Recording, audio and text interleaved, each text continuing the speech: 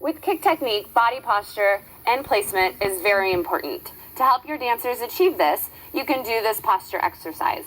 We're going to start by having Megan raise her shoulders up towards her ears and rotating her shoulders back down. You want to think of having them pinch their shoulder blades together so you feel the tension here. From this point, keeping your shoulders where they are, you want to place your right hand on top of your chest and your left hand on your lower abs. Their focus is going to go down, looking at their hands, and they're going to think of taking their right hand and putting it in line with their left hand, so there will be a slight lean forward. Also at this point, you want to think of pulling up in the lower abs, so there's a tuck of the pelvis, closing in that rib cage. Have them release their hands down, take their focus front by keeping that posture, and this should be how they are when they're in their kick line.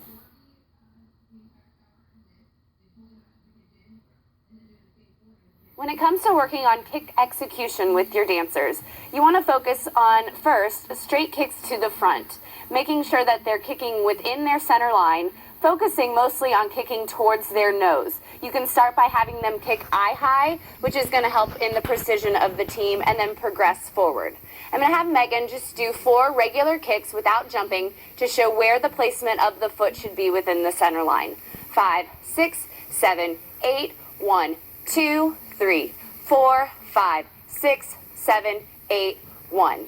Good. So another thing that we can think of when we're doing these kicks is, if I'll have you turn around, is when your arms are out to the side, you want to make sure that the dancers are pressing down like when we did our posture and really using the lat muscle right here to keep the arms in place. Also avoiding any arms going above shoulder level, and when they're in a hooked up position, this will be a little bit easier because they'll have the person next to them. So just remembering to press down on the shoulder. Also, in those kicks, you want to think of having them move their leg from their hamstring and their lower abs.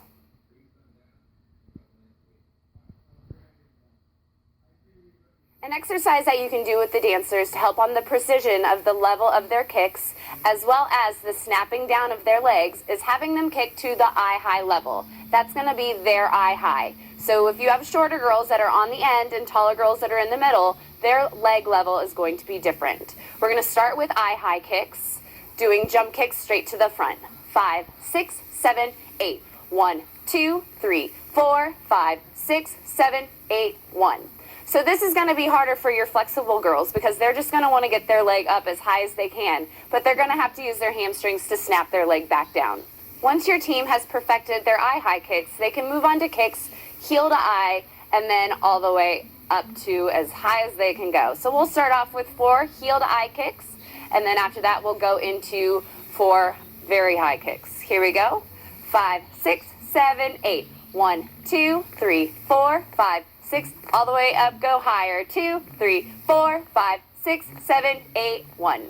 Here's a side view of the level of the kick so you can see the difference in each eye high level, heel to eye level, and then the high level. 5, 6, 7, 8. Go 1, 2, 3, 4. Heel to eye. 6, 7, 8 high. 1, 2, 3, 4, 5.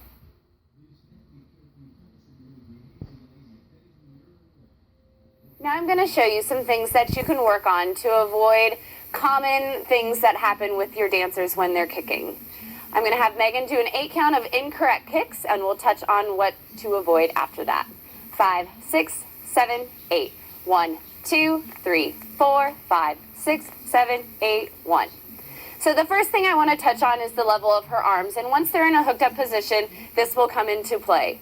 You want to relax your shoulders down using the lat muscles and squeezing those shoulder blades nice and tight so the dancer is in charge of their own body. You're not relying on the person next to you. Another thing to avoid is lifting of the hip when the leg goes up. So if you're lifting that hip, you're not creating a pretty line, it's crossing over your center line. The dancers need to think of rotating that hip back and down and sitting into that position. Another thing that's going to help with that is really using your lower abs to pull up that leg as well as your hamstring. Another thing to avoid is sickled feet. They cut off the line, they don't look pretty, and I'm sure no one likes to see them. So I'm going to have Megan turn around, or turn to the side. She's going to go into a tendu position. We want to really focus on keeping this line nice and long from the hip all the way down to the toe. When we say point your toes, dancers automatically just think of pointing their toes. They don't think of stretching through their ankle. So instead of saying point your toes, I want you to say point your ankle or stretch your ankle. So you can see the difference of her pointing through her ankle as opposed to pointing through her toe and scrunching her feet. One other thing to work on with the kicks is kicking in parallel. A lot of the dancers will want to kick turned out, and what that's going to do is it's going to show their flexed feet if they are flexing their feet, as well as cutting off the line when the leg is turned out. So make sure that the girls are kicking in parallel, turn their feet to a parallel first position, have them tendu out, turned out, and then really have them focus on rotating their leg in through their thigh muscle and their hip, creating that long straight line with their knee facing up towards the ceiling, leading through the toe as the kick goes up and keeping the back leg straight behind the knee.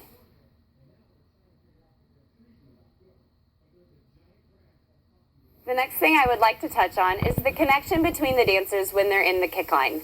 The first connection we're going to talk about is the half-yard connection. The dancers in a half-yard connection are going to hook up behind the back for this. 5, 6, 7, 8, 1. So you'll notice that the right hand is going to be on the upper back of the person next to you, and the left hand is going to be on the lower back of the person next to you. If you have dancers on the end, they'll have their hand on the hip. It's up to you as a coach if you like their thumb forward, or if you like their fingertips forward, or if you like their hand all the way behind their back. Whatever you decide, just make sure that the two ends are doing the exact same thing. With this, you also want to make sure that the dancers aren't putting any pressure on the person next to them, but they're lightly feeling the fabric of the dancer that is next to them. The next connection that we're going to talk about is the full yard connection. This is where the dancers keep their arms straight. The right hand is going to go on top of the left. 5, 6, 7, 8, hook 1. So you see here with the left hand, it's just going to be slightly behind the person next to them as the right hand rests slightly on top of the person. Also, in this position, you want to make sure that as the dancers are kicking, they're not pressing down on the person next to them, but again, they're in charge of their own body when they're doing their kicks.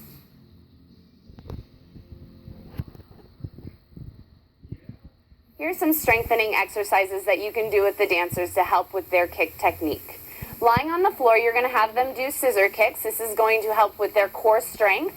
Here's the correct way to perform these scissor kicks. 5, 6, 7, 8. Pull up 1, 3, 5, 7, 8. So the incorrect way is going to be letting your legs open past and outside of your center line. 6, 7, 8. Go 1, 3, 5, 7. So you can see the difference of them having their legs squeezed nice and tight in their center line as opposed to open in second, kicking out towards their shoulders.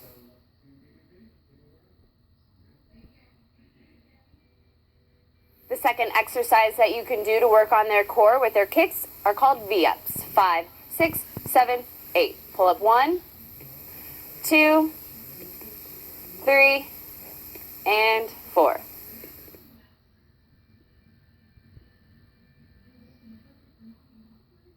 Another exercise you can have the dancers do is called bottoms up. This is going to help fire up their hamstrings so that they're warm to activate the high kick and the snap down when executing the kick. This is good to do before kicking as opposed to static stretching. When you're static stretching, you're stretching the muscle and injuring it even more so that there's not enough strength to snap that leg down. So before kicking and before performing, you want to do active stretching, and afterwards you want to do static stretching. So bottoms up, we're going to be in a parallel second position. Hands are going to be clasped. You're going to place your forearms on top of your quads, bending your legs. From here, you're going to resist from your quads to your forearms, straightening the legs, but not hyperextending in the knees. You can do this about 12 to 10 times with the dancers. Go ahead and straighten up, and then bend back down. Straighten up, bend back down. 5, 6, 7, 8, and done.